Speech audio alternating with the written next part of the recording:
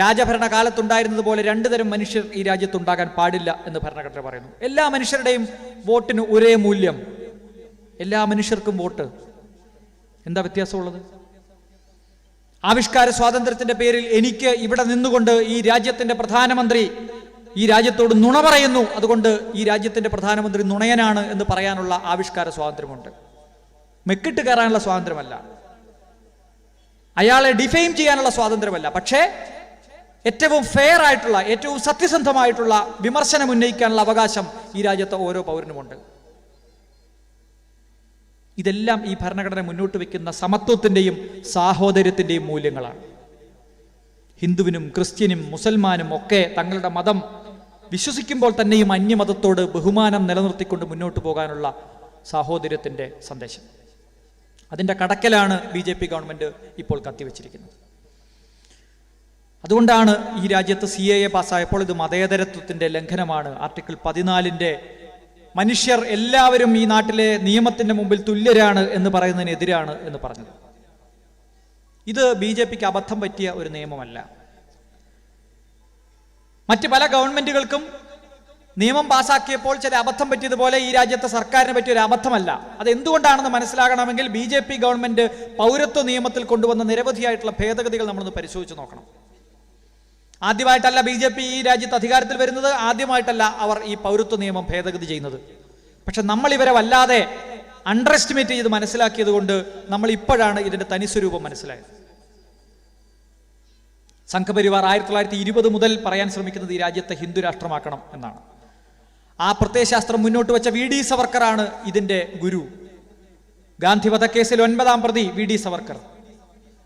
ഈ രാജ്യത്തിൻ്റെതാണ് എന്ന് നമ്മൾ കരുതുന്ന എന്തൊക്കെയുണ്ടോ അതിനെ മുഴുവൻ എതിർക്കുന്ന ഒരേ ഒരു സംഘടന ഈ രാജ്യത്തുള്ളൂ, അത് സംഘപരിവാറാണ്, RSS ആണ്. 1920 മുതൽ ഈ രാജ്യത്തിൻ്റെതെന്ന് നമ്മൾ കരുതുന്ന സർവസ്വവും അതിൻ്റെ അഭിമാനപൂരിതമാകുന്ന എല്ലാ സംഗതികളെയും ഉണ്ടാക്കുകയും അന്യരാജ്യ വിദ്വേഷമാണ് ദേശസ്നേഹം എന്ന കള്ളത്തരം ഈ രാജ്യത്തെ പറഞ്ഞു പഠിപ്പിക്കാൻ ശ്രമിക്കും. ഒറിജിനൽ പഞ്ചാബ് പ്രവിശ്യയും സിന്ധ് പ്രവിശ്യയും പാകിസ്ഥാനിലാണ്. അങ്ങനെ പാകിസ്ഥാനിലെ പഞ്ചാബ്, സിന്ധ് കഴിഞ്ഞ് ഗുജറാത്ത്, മറാഠ, ദ്രാവിഡ, ഉത്കല, വംഗ എന്ന് ബംഗാൾ വരെ എത്തി നിൽക്കുന്ന മാല പോലെയുള്ള പ്രദേശങ്ങളെ നോക്കി നമ്മുടെ ദേശീയഗാനം ഇന്നും പാടുകയാണ്. വെട്ടിമുറിക്കപ്പെട്ട ഒരു രാജ്യം 2 രാജ്യങ്ങളായി വെട്ടിമുറിച്ചിട്ട് പോലും നമ്മുടെ ദേശീയഗാനത്തിൽ നാം ദേശസ്നേഹത്തോടൊപ്പം ചേർത്ത് വയ്ക്കുന്നത് ഭാരതത്തിന്റെ ഒറിജിനൽ ഓർമ്മകളെയാണ്. അത് ദേശവിരുദ്ധതയല്ല, അതാണ് ദേശസ്നേഹം. അത് പക്ഷേ സംഘപരിവാറിന് പറ്റില്ല. ത്രിവർണ പതാക, നമ്മളിവിടെ എല്ലാ സമരത്തിലും കയ്യിലേന്തുന്ന ത്രിവർണ പതാക, നമ്മൾ അഭിമാനപൂർവം നടുക്ക് അശോക ചക്രമുള്ള നമ്മുടെ ത്രിവർണ പതാക, അതിനെയും സംഘപരിവാർ എതിർക്കുന്നു. എന്താ കാര്യം?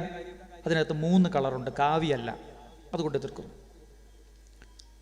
ഇന്ത്യയുടെ എല്ലാ തരത്തിലുള്ള സാംസ്കാരിക വൈവിധ്യങ്ങളും ആ കൊടിക്കകത്തുണ്ട്, അതുകൊണ്ട് ഞങ്ങൾ എതിർക്കുന്നു. പിന്നെ ലോകം ആദരിക്കുന്ന നമ്മുടെ മഹാത്മാഗാന്ധിജിയാണ്.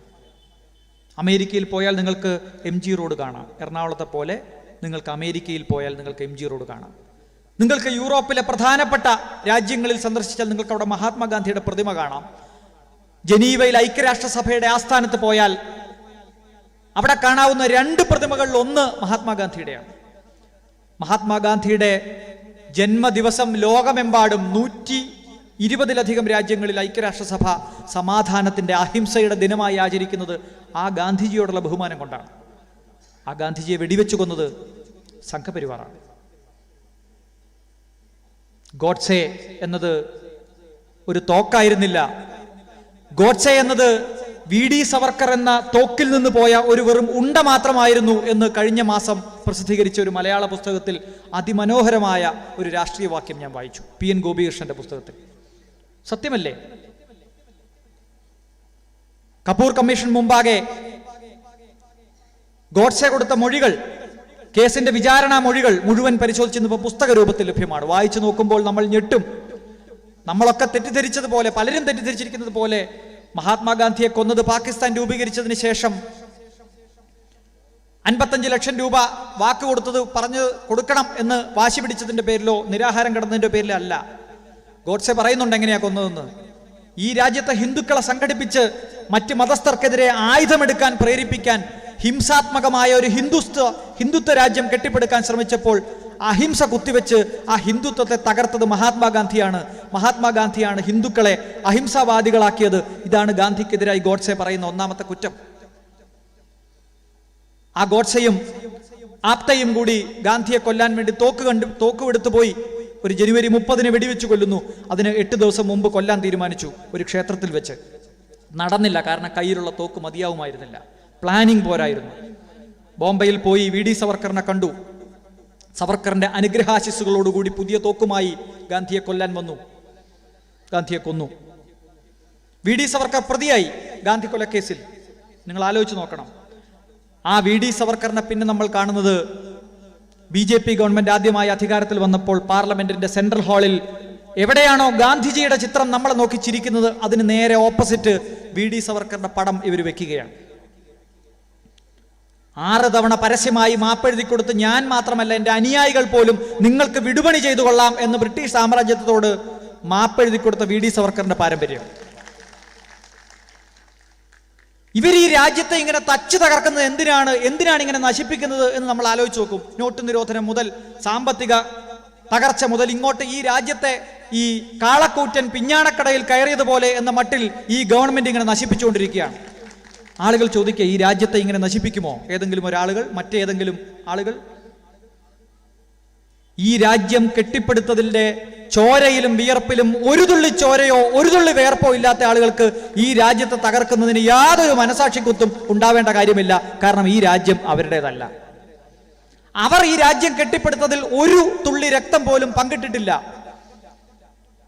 ബഞ്ച് ഓഫ് തോട്ട്സ് എന്ന പുസ്തകത്തിൽ RSSന്റെ സ്ഥാപകൻ നേതാവ് 2 ചെറുപ്പക്കാർ ഈ രാജ്യത്തെ സ്വാതന്ത്ര്യ സമരത്തിൽ പങ്കെടുക്കാൻ വരുന്നുണ്ട്. അവരോട് സദാശിവ ഗോൾവാക്കർ പറയുന്നു, നിങ്ങൾക്ക് വേറെ പണിയില്ലേ? നിങ്ങൾ എന്തിനാ ഈ സ്വാതന്ത്ര്യ സമരത്തിൽ പോയി പങ്കെടുക്കുന്നത്? ഞാൻ തമാശ പറയുന്നതല്ല. കുരുക്ഷേത്ര പബ്ലിക്കേഷൻ ഇറക്കിയ പുസ്തകത്തിൽ പറയുന്നുണ്ട്, നിങ്ങളൊന്ന് വായിച്ചു നോക്കണം. RSS പ്രസിദ്ധീകരിച്ച പുസ്തകമാണ്. നമ്മൾ ആരെങ്കിലും ഇനി കള്ളം പറഞ്ഞത് വേണ്ട. സ്വാതന്ത്ര്യ സമരത്തിൽ പങ്കെടുക്കാൻ കുടുംബത്തിലെ എല്ലാ ഉത്തരവാദിത്വങ്ങളും നിർവഹിച്ചു വന്ന 2 ചെറുപ്പക്കാരോട് RSSന്റെ സ്ഥാപകൻ പറയാണ്, നിങ്ങൾ വേറെ വല്ല പണിയുണ്ടെങ്കിൽ നോക്ക്, കുടുംബത്ത് പോയിരിക്കെ. അപ്പോൾ അവർ പറഞ്ഞു, ഞങ്ങൾ 2 വർഷത്തേക്ക് കുടുംബത്തേക്ക് വേണ്ട എല്ലാ കാര്യങ്ങളും ചെയ്തു വെച്ചിട്ടാണ് സ്വാതന്ത്ര്യ സമരത്തിൽ പങ്കെടുക്കാൻ വരുന്നത്. അത് ശരി, നിങ്ങൾക്ക് 2 വർഷത്തേക്ക് വീട്ടിലുള്ള എല്ലാ ഉത്തരവാദിത്വം കഴിഞ്ഞു. അങ്ങനെയാണെങ്കിൽ നിങ്ങൾ സംഘപരിവാറിന് വേണ്ടി പ്രവർത്തിക്കൂ. എന്തിനാ ബ്രിട്ടീഷുകാർക്കെതിരെ സമരം ചെയ്യുന്നത്? ബ്രിട്ടീഷുകാർ ഈ രാജ്യം ഭരിച്ചുകൊണ്ട് എന്താ കുഴപ്പം? ഈ രാജ്യസ്നേഹം നമ്മളെ പഠിപ്പിക്കുന്ന ആളുകളുടെ പുസ്തകമാണ്, അവരുടെ ആശയമാണ്. അവർ 200 വർഷത്തിലധികം ഈ രാജ്യത്തെ കട്ടുമുടിച്ച ദ്രോഹിച്ച ബ്രിട്ടീഷ് സാമ്രാജ്യത്തിനെതിരെ ഒരു കൈപ്പടി പോലും ഒരു സംഗതി പോലും ചെയ്തിട്ടില്ല എന്ന് മാത്രമല്ല, അവർക്ക് വിടുപണി ചെയ്യുന്ന ഒറ്റുകൊടുക്കുന്ന പാരമ്പര്യമാണ് ഈ രാജ്യത്തെ സംഘപരിവാറിൻ്റെത്. അതുകൊണ്ട് അവർ ഈ രാജ്യത്തെ മഹാത്മാഗാന്ധിയുടെ കൊലക്കേസിൽ പ്രതിയായ ആളുടെ ചിത്രം സെൻട്രൽ ഹാളിൽ സ്ഥാപിച്ചു. ഇന്നിപ്പോ അമിത്ഷായുടെ പത്രസമ്മേളനങ്ങൾ കാണുന്ന നിങ്ങൾക്ക് ചിലർക്കെങ്കിലും കണ്ടു കാണും. അമിത്ഷായുടെയും നരേന്ദ്രമോദിയുടെയും ഓഫീസിൽ പോയിട്ടുള്ള MP-മാർ ഇവിടെ പല വേദികളിലും പ്രസംഗിച്ചിട്ടുണ്ട്. ഗാന്ധിയോടൊപ്പം സവർക്കറുടെ പടവും അവരുടെ മുറികളിലുണ്ട്. ഗോഡ്സെയുടെ പടം എപ്പോൾ കയറും എന്ന് നോക്കിയാൽ മതി. ഗാന്ധിയുടെ ഫോട്ടോ വെച്ച് അതിലേക്ക് നിറയൊഴിക്കുന്ന ചിത്രം നമ്മളിപ്പോഴും കണ്ടുകൊണ്ടിരിക്കുകയാണ്. ഞാൻ അതിൻ്റെ ചരിത്രത്തിലേക്കൊന്നും പോകുന്നില്ല, ഇവിടെ ഇനിയും ആളുകൾ സംസാരിക്കാനുണ്ട്. ഈ നിയമം എത്രമാത്രം അപകടമാണ് എന്ന് മാത്രം പറഞ്ഞുകൊണ്ട് ഞാൻ അതിലേക്ക് തിരിച്ചു വരാം. 5-ാം ആർട്ടിക്കിൾ ഭരണഘടനയിൽ ചേർത്തപ്പോൾ ഇന്ത്യയിൽ ജനിച്ച മുഴുവൻ മനുഷ്യരുടേതും ആണ് ഇന്ത്യ, അതുകൊണ്ട് അവർക്ക് പൗരത്വം നൽകണമെന്ന് ഭരണഘടന പറഞ്ഞു. ഏതാ ഇന്ത്യ? 1935 ബ്രിട്ടീഷുകാരുണ്ടാക്കിയ ഇന്ത്യ, പാകിസ്ഥാനും ബംഗ്ലാദേശും അടങ്ങിയ ഇന്ത്യ. ആ പ്രദേശത്ത് ജനിച്ച മനുഷ്യർ പോലും 1946 ജൂലൈ മാസത്തിന് മുമ്പ് ഇന്ത്യയിലേക്ക് വന്ന്, ഇന്ത്യയുടെ ആ ഘട്ടത്തിലെ ഇന്ത്യയിലേക്ക് വന്ന് താമസിച്ചിട്ടുണ്ടെങ്കിൽ അവർക്ക് പൗരത്വം കിട്ടിയിരിക്കണം എന്ന് പറഞ്ഞു. പാകിസ്ഥാനിൽ നിന്ന് ഇന്ത്യയിലേക്ക് വന്ന കുറച്ച് ആളുകളുണ്ട്, അവരുടെ കാര്യത്തിൽ തർക്കം വന്നു. അവിടെയും സംഘപരിവാർ എതിർത്തു. കോൺസ്റ്റിറ്റ്യൂഷൻ അസംബ്ലി പറഞ്ഞു, ഒരു തർക്കവും വേണ്ട, പാകിസ്ഥാനിൽ നിന്ന് ഇന്ത്യയിലേക്ക് വന്നിട്ടുള്ള മുഴുവൻ ആളുകൾക്കും ഇന്ത്യയിൽ ജനിച്ച ആളുകളെ പോലെ പൗരത്വം കിട്ടും. അന്ന് ബംഗ്ലാദേശ് ഉണ്ടായിട്ടില്ല, 72-ലാണ് പാകിസ്ഥാൻ വിഭജിച്ച് ബംഗ്ലാദേശ് ഉണ്ടാവും. ഡീംഡ് സിറ്റിസൺഷിപ്പ് ഈ ആളുകൾക്കെല്ലാം കിട്ടും. കുറച്ചാളുകൾ ഇന്ത്യയിൽ നിന്ന് സ്വാതന്ത്ര്യം കിട്ടിയപ്പോൾ പാകിസ്ഥാനിലേക്ക് പോയി. വലിയ നല്ല മതരാഷ്ട്രമായിട്ട് അവിടെ ഉണ്ടാവും എന്നൊക്കെ വിചാരിച്ച് അവരുടെ ബന്ധുക്കളൊക്കെ അവിടെയാണ്, അതുകൊണ്ട് അങ്ങോട്ട് പോയി. വലിയ കലാപം, 10 ലക്ഷത്തിലധികം മനുഷ്യരെ കൊന്നതിൻ്റെ പാപക്കറ, ആ ചോരക്കറ ഇപ്പോഴും സംഘപരിവാറുകാരുടെ കയ്യിലുണ്ട്. അങ്ങനെ വലിയ കൂട്ടക്കൊലയും കൊലപാതകങ്ങളും നടന്നപ്പോൾ പോയ ആളുകളിൽ ചിലർ തിരിച്ചു വന്നു. കോൺസ്റ്റിറ്റ്യൂഷൻ അസംബ്ലി ഡിബേറ്റ് ഇങ്ങനെ നടക്കുമ്പോൾ നിങ്ങൾ ആലോചിച്ച് നോക്കണം, ഈ രാജ്യത്തിന്റെ ദീർഘകാലത്തേക്കുള്ള ഭരണഘടന ഉണ്ടാക്കാൻ ചർച്ച നടത്തിക്കൊണ്ടിരിക്കുമ്പോൾ പുറത്ത് കലാപമാണ്, ലക്ഷക്കണക്കിന് മനുഷ്യർ കൊല്ലപ്പെടുകയാണ്. അവരുടെ ചോരയും ആർത്തനാദവും പുറത്ത് നടക്കുമ്പോൾ നമ്മൾ ഉണ്ടാക്കിയ ഭരണഘടനയാണിത്. ആ ഭരണഘടനാ അസംബ്ലിയിൽ അർത്ഥശങ്കയ്ക്കിടയില്ലാത്ത വിധം പണ്ഡിറ്റ് ജവഹർലാൽ നെഹ്റു പറഞ്ഞു, പാകിസ്ഥാനിൽ പോയി തെറ്റുപറ്റിയെന്ന് തോന്നി ഇന്ത്യയിലേക്ക് തിരിച്ചു വരുന്ന ആളുകൾക്ക് പോലും നമ്മൾ പൗരത്വം നൽകണം. അത് മതാടിസ്ഥാനത്തിലല്ല, അവിടെ നിന്ന് വരുന്ന ആളുകൾക്ക് ഇന്ത്യ ഒരു മാതൃരാജ്യമായി സ്വീകരിച്ച് തുടർന്നും ജീവിക്കാം എന്നുണ്ടെങ്കിൽ വരുന്നവന്റെ മനസാക്ഷി നോക്കി, അവന്റെ വരുന്നതിന്റെ ആവശ്യകത നോക്കി നമ്മൾ അവർക്ക് പൗരത്വം നൽകണം. റെസിഡൻഷ്യൽ പെർമിറ്റ് ഉണ്ടെങ്കിൽ റെസിഡൻഷ്യൽ പെർമിറ്റ് ഉള്ള ആളുകൾക്ക് ഇന്ത്യയിൽ പൗരത്വം നൽകണം. വരുന്നവന്റെ ഉദ്ദേശശുദ്ധി നോക്കണം, ജനിച്ച മതമല്ല നോക്കേണ്ടത്. ഇവിടെ എന്താ നോക്കുന്നത്? ഇവിടെ ജനിച്ച മതമാണ് നോക്കുന്നത്. പാകിസ്ഥാൻ, ബംഗ്ലാദേശ്, അഫ്ഗാനിസ്ഥാൻ എന്നീ രാജ്യങ്ങളിൽ നിന്ന്, 3 രാജ്യങ്ങളിൽ നിന്ന് മതദ്രോഹമോ മതദ്രോഹ ഭീതിയോ കൊണ്ട് ഇന്ത്യയിലേക്ക് 2014 ഡിസംബർ മാസം 31 മുൻപ് വന്നിട്ടുള്ള ആളുകൾക്ക് ഇന്ത്യയിൽ പൗരത്വം നൽകാം എന്നാണ് പറയുന്നത്. പൗരത്വ നിയമം ഉണ്ടാക്കാൻ ആർട്ടിക്കിൾ 11 കൊടുത്ത അധികാരം ഉപയോഗിച്ച് പാർലമെന്റ് 1955 പൗരത്വ നിയമം ഉണ്ടാക്കിയപ്പോൾ 4 തരത്തിൽ മാത്രമേ ഇന്ത്യയിൽ പൗരത്വം ഉണ്ടായിരുന്നുള്ളൂ. അതിന്റെ 3-ാം വകുപ്പിൽ പറയുന്നത് ഇന്ത്യക്കകത്ത് ജനിച്ച മനുഷ്യരെല്ലാം ഇന്ത്യയിലെ പൗരന്മാരായിരിക്കുമെന്നാണ്. അതിപ്പോ ഇന്ത്യക്കാരനെ ജനിച്ചാലും ഒരു പാകിസ്ഥാൻകാരനെ ജനിച്ചാലും ഒരു അമേരിക്കക്കാരനെ ജനിച്ചാലും ഇന്ത്യൻ മണ്ണിലാണോ ഒരു കൊച്ചു പറഞ്ഞത്, ആ കൊച്ചിന് ഇന്ത്യയിലെ പൗരത്വം കിട്ടും. ഇതായിരുന്നു ഇന്ത്യയിലെ 55 മുതലുള്ള ഇന്ത്യയിലെ പൗരത്വ നിയമം. 3-ാം വകുപ്പ് പ്രകാരം ജന്മനാ കിട്ടുന്ന പൗരത്വം അതാർക്കും നിഷേധിക്കാൻ പറ്റത്തില്ല. അതൊരു സർക്കാരിന്റെ ഔദാര്യമല്ല, അതാർക്കും നിഷേധിക്കാൻ പറ്റത്തില്ല, അത് ജന്മസിദ്ധമാണ്. 4-ാം വകുപ്പ് പ്രകാരം പാരമ്പര്യത്തിലൂടെയുള്ള പൗരത്വം, ഇന്ത്യക്കാരായ ഏതെങ്കിലും അച്ഛനോ അമ്മയ്ക്കോ ലോകത്ത് ഏത് രാജ്യത്ത് ജനിച്ചാലും അവരുടെ കൊച്ചിന് ഇന്ത്യയിലെ പൗരത്വം കിട്ടും. അത് പാരമ്പര്യത്തിലൂടെ കിട്ടുന്ന പൗരത്വമാണ്. അത് കേന്ദ്ര സർക്കാരിന്റെ ഔദാര്യമല്ല, അതാർക്കും നിഷേധിക്കാനും കഴിയില്ല.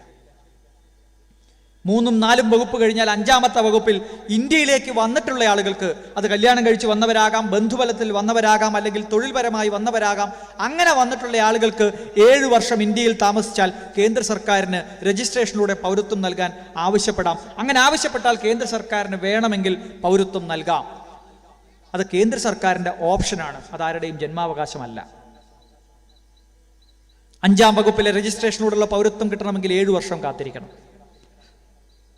നമ്മുടെ സോണിയാഗാന്ധിജിക്കൊക്കെ കിട്ടിയിരിക്കുന്ന പൗരത്വം രജിസ്ട്രേഷനോടുള്ള പൗരത്വമാണ്. അവർ ഇന്ത്യയിൽ ജനിച്ചവരല്ല, ഇന്ത്യയുടെ പൗരന്മാരുടെ മക്കളായിട്ട് ജനിച്ചതുമല്ല, അവർക്ക് രജിസ്ട്രേഷനിലൂടെ പൗരത്വം കിട്ടിയതാണ്.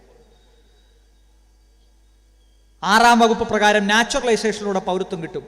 11 വർഷം ഇന്ത്യയിൽ താമസിച്ചാൽ ഏത് വിദേശിയാണെങ്കിലും തുടർന്ന് അങ്ങോട്ട് ഇന്ത്യയിലാണ് കഴിയാൻ പോകുന്നത്, എനിക്ക് പൗരത്വം വേണമെന്ന് പറഞ്ഞ് അപേക്ഷ കൊടുത്താൽ കേന്ദ്ര സർക്കാരിന് വേണമെങ്കിൽ പൗരത്വം കൊടുക്കാം. 11 വർഷം കാലാവധി. നമ്മുടെ കലാമണ്ഡലത്തിൽ കഥകളി പഠിക്കാൻ വന്ന ഒരു വിദേശ വനിതയ്ക്ക് ഉൾപ്പെടെ നമുക്ക് പൗരത്വം കിട്ടിയിരിക്കുന്നത് അങ്ങനെയാണ്.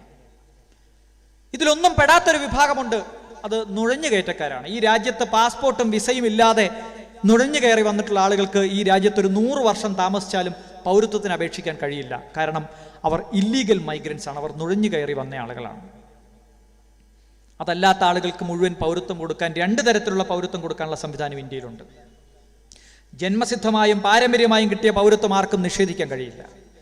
രജിസ്ട്രേഷനിലൂടെയും നാച്ചുറലൈസേഷനിലൂടെയും കിട്ടിയ പൗരത്വം വേണമെങ്കിൽ 9-ാം വകുപ്പ് പ്രകാരം റദ്ദ് ചെയ്യാനുള്ള അധികാരം കേന്ദ്ര സർക്കാരിനുണ്ട്. എന്നാൽ നുഴഞ്ഞു കയറി വന്ന ആളുകൾക്ക് ഈ രാജ്യത്ത് പൗരത്വം കൊടുക്കാൻ പറ്റില്ല. BJP ഗവൺമെന്റ് 2003 വാജ്പേയി ഗവൺമെന്റ് അധികാരത്തിൽ വന്നപ്പോൾ ആദ്യം ചെയ്തത് 3-ാം വകുപ്പിൽ ഒരു ഭേദഗതി കൊണ്ടുവന്നു. ആ ഭേദഗതി പറയുന്നത് ഇന്ത്യയിൽ ജനിക്കുന്ന ആളുകൾക്കെല്ലാം പൗരത്വം കിട്ടില്ല, അച്ഛനും അമ്മയും ആരാണെന്ന് തെളിയിക്കണം, ആ 2 പേരും ഇന്ത്യയിൽ നുഴഞ്ഞു കയറി വന്നവരല്ല എന്ന് തെളിയിക്കണം, അതിലൊരാൾ ഇന്ത്യൻ പൗരനാണ് എന്നും തെളിയിക്കണം. എന്നാൽ മാത്രമേ 2004 ജനുവരി മാസം 7-ാം തീയതിക്ക് ശേഷം ഇന്ത്യയിൽ പൗരത്വം കിട്ടുള്ളൂ. എന്തൊക്കെയാ തെളിയിക്കേണ്ടത്? അച്ഛനാര് അമ്മയാര് എന്ന് തെളിയിക്കണം. അച്ഛനും അമ്മയും ഇന്ത്യയിൽ നുഴഞ്ഞു കയറി വന്നവരല്ല എന്ന് ഈ കുട്ടി തെളിയിക്കണം, അതിലൊരാൾ ഇന്ത്യൻ പൗരനാണ് എന്നും തെളിയിക്കണം. അച്ഛനാര് അമ്മയാര് എന്ന് തെളിയിക്കാൻ ഇവിടെ ഇരിക്കുന്ന ആളുകൾക്ക് ബഹുഭൂരിപക്ഷം പേർക്കും സാധിക്കും, പക്ഷെ അനാഥർക്ക് സാധിക്കില്ല. നമ്മുടെ നാട്ടിൽ അമ്മത്തൊട്ടിലുണ്ട്, ഉപേക്ഷിച്ചു പോകുന്ന കുട്ടികൾ വളരുന്ന സ്ഥലം, അനാഥ മന്ദിരങ്ങളുണ്ട്. അവിടെ ജനിച്ച കുട്ടികൾക്കാർക്കും അച്ഛനാര് അമ്മയാരും തെളിയിക്കാൻ പറ്റത്തില്ല. സാംസ്കാരിക സാമൂഹിക സാഹചര്യങ്ങൾ കൊണ്ട് പലർക്കും കൃത്യമായി അച്ഛനാര് അമ്മയാര് എന്ന് പറയാൻ പറ്റില്ല. ഉപേക്ഷിച്ചു പോയ കുട്ടികളുണ്ടാവും, തെരുവിൽ വളരുന്ന കുട്ടികളുണ്ടാവും. അവർക്കൊന്നും 2004 ജനുവരി മാസം 7-ാം തീയതിക്ക് ശേഷം പൗരത്വം കിട്ടില്ല. BJP ഗവൺമെന്റ് 2003 ഭേദഗതി പ്രകാരം. പ്രശ്നം അവരുടെയല്ലേ, അതുകൊണ്ട് നമ്മളാരും പ്രതികരിച്ചില്ല ഇതുവരെ. അച്ഛനും അമ്മയും നുഴഞ്ഞു കയറി വന്നവരല്ല എന്ന് തെളിയിക്കണം. പൗരത്വം തെളിയിക്കാനുള്ള ബാധ്യത 2003 മുൻപ് സർക്കാരിൻ്റെതായിരുന്നെങ്കിൽ അതിനുശേഷം അത് പൗരന്മാരുടേതായി മാറി. എന്താ പ്രധാനപ്പെട്ട വ്യത്യാസം? ഞാനിപ്പോൾ ഇവിടെ വന്ന് 5-6 മണിക്കൂറൊക്കെ കഴിഞ്ഞ് തിരിച്ചു പോകുമ്പോൾ ഈ പ്രദേശത്ത് ഏതെങ്കിലും ഒരു കുറ്റകൃത്യം നടന്നിട്ടുണ്ടെങ്കിൽ എൻ്റെ ശത്രുതയുള്ള ആരെങ്കിലും ഒരു പരാതി പോലീസ് സ്റ്റേഷനിൽ പോയി കൊടുത്താൽ പോലീസിന് വേണേൽ എന്നെ ആ കേസിൽ പ്രതിയാക്കാം. പക്ഷെ പോലീസ് അത് സംശയാതീതമായി കോടതിയിൽ തെളിയിക്കുന്നത് വരെ ഞാൻ നിരപരാധിയാണ്. കുറ്റം തെളിയിക്കേണ്ട ബാധ്യത ആ കുറ്റം ആരോപിക്കുന്ന പ്രോസിക്യൂഷനും സർക്കാരിനുമാണ്. അതുവരെ പൗരന്മാർ തെളിവ് ബാധ്യത ഇല്ലാത്ത ആളുകളാണ്. പൗരത്വത്തിന്റെ കാര്യത്തിൽ 2003 ശേഷം ഇന്ത്യയിൽ അത് തെളിയിക്കേണ്ട ബാധ്യത എന്റെയും നിങ്ങളുടേതായി മാറി. പൗരത്വം തെളിയിക്കാത്ത മനുഷ്യരെല്ലാം വിദേശികളാണ് എന്ന നിയമം കൊണ്ടുവന്നു. ഫോറിനേഴ്സ് ആക്ടിന്റെ 1946 ഫോറിനേഴ്സ് ആക്ടിന്റെയും പാസ്പോർട്ട് ആക്ടിന്റെയും കീഴിൽ അല്ലാത്ത ആളുകൾ നുഴഞ്ഞുകയറ്റക്കാരാണ് എന്ന പ്രിസംഷൻ കൊണ്ടുവന്നു. അടുത്ത ഭേദഗതി